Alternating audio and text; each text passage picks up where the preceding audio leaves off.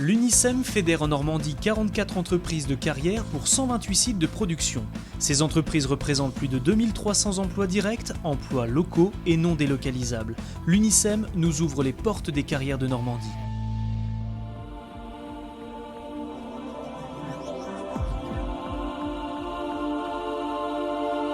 Une grande partie de l'activité des carrières concerne les transports. Une fois le substrat extrait, il faut l'acheminer vers les chantiers, les sites de transformation ou les plateformes de négoce.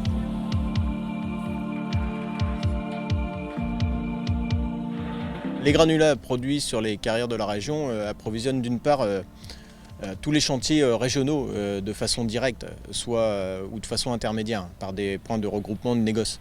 D'autre part, les carrières approvisionnent également les points de transformation que sont les centrales à béton ou les usines de fabrication d'enrobés bitumineux. Les granulats sont également acheminés vers les chantiers extra-régionaux puisque une bonne partie des productions normandes sont expédiées vers des régions voisines telles que l'Île-de-France qui est fortement consommatrice en matériaux. Le transport peut se faire de deux façons dans les sites de carrière. Certaines entreprises font le choix d'avoir leur propre flotte de camions pour approvisionner les chantiers et leurs clients, tandis que d'autres font appel parfois à de la sous-traitance, ce qui nécessite la présence d'entreprises de transport au plus près des sites de production.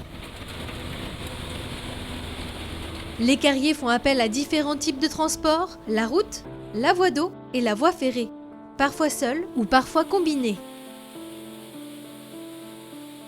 Alors vous assistez à un déchargement de train en provenance de la carrière de Vignat en Basse-Normandie. Nous sommes donc sur une installation terminale embranchée située en bordure de la ligne Rouen-Caen. Et cette installation est plutôt rare dans son genre. Ce train est composé de 21 wagons, chargés pour moitié en sable fullérisé et pour moitié en gravillon. Ces gravillons sont destinés à une centrale d'enrobrage située à 200-300 mètres de ce site. Les granulats sont déchargés dans des trémies et ensuite acheminés par bande transporteuse dans des silos. Ils sont ensuite repris par camion et acheminés directement sur le poste de la centrale d'enrobage. Le train est déchargé à un débit de 700 tonnes/heure et l'opération dure environ 3 heures. Nous recevons ici environ une centaine de trains chaque année, depuis environ 45 années. Le déchargement représente en moyenne 120 000 tonnes par an. Nous avons connu des pics jusqu'à 280 000 tonnes an, et puis des années avec très peu de trains. Nous sommes en compétition avec le transport par route, évidemment. L'avantage du transport par train est le transport dit massifié. Nous transportons sur ce train environ 1350 tonnes, c'est-à-dire que la consommation énergétique pour transporter ces granulats est moins forte que par camion. Pour transporter une telle quantité par camion, il faudrait entre 40 et 50 camions. Le trafic fluvial est aussi très utilisé. 55% des trafics fluviaux sont des granulats. La Normandie expédie environ 4 millions de tonnes de matériaux vers l'extérieur de la région, essentiellement à destination de l'Île-de-France. Sur ces 4 millions de tonnes, on va dire que 3 millions transitent par voie fluviale, tandis que 1 million transite par la voie ferrée. L'avantage du transport fluvial réside essentiellement dans la massification des flux, puisque dans un convoi fluvial, nous pouvons mettre jusqu'à 5000 tonnes de granulats, ce qui représente un nombre de camions assez important. Le deuxième avantage du fluvial est le côté environnemental de la chose, je dirais, puisque l'impact carbone est beaucoup moins important pour un transport fluvial que pour un transport routier. Malgré tout, nous partons du principe dans la profession que tous les modes de transport doivent être utilisés. Ils sont tous complémentaires les uns des autres et ils sont nécessaires à la livraison de tout type de chantier et tout type de centre d'approvisionnement.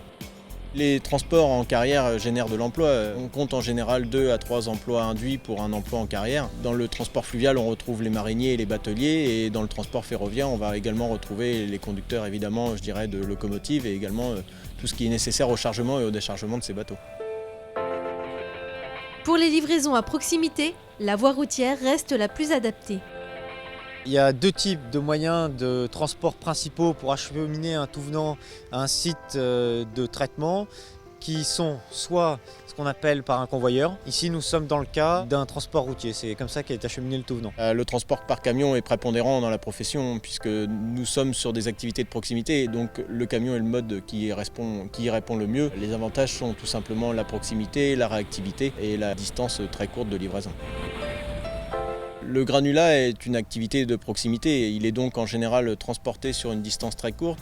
En Normandie, la distance moyenne de transport par camion est d'environ 40 km, ce qui fait qu'aujourd'hui le camion est encore très fortement représenté dans les modes de transport puisque c'était une activité, comme je le disais, de proximité. À l'intérieur de l'exploitation, le granulat est envoyé en stockage, en attente de transport par l'intermédiaire de convoyeurs.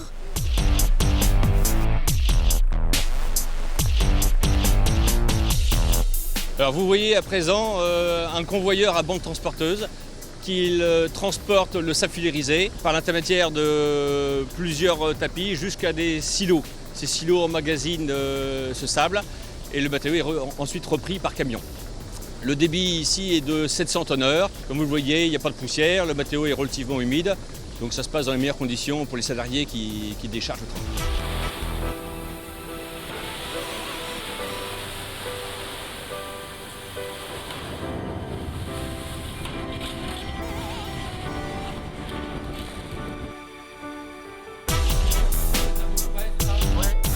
Les pratiques dans le transport sont en constante évolution. Les professionnels savent que l'impact transport est important dans la profession et donc toutes les bonnes pratiques sont mises en œuvre. Elles sont diverses et variées. Elles consistent à bâcher les camions pour éviter l'envol de poussière, à former les conducteurs à la conduite plus douce, plus écologique pour éviter les impacts carbone et également à faire attention aux règles essentielles de sécurité. Ces bonnes pratiques sont en général formalisées par la charte environnement des industries de carrière qui encourage les entreprises à mettre en place toutes ces bonnes actions.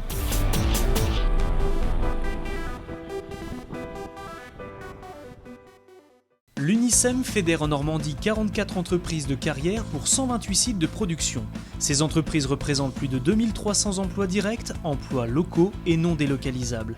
L'UNICEM nous ouvre les portes des carrières de Normandie.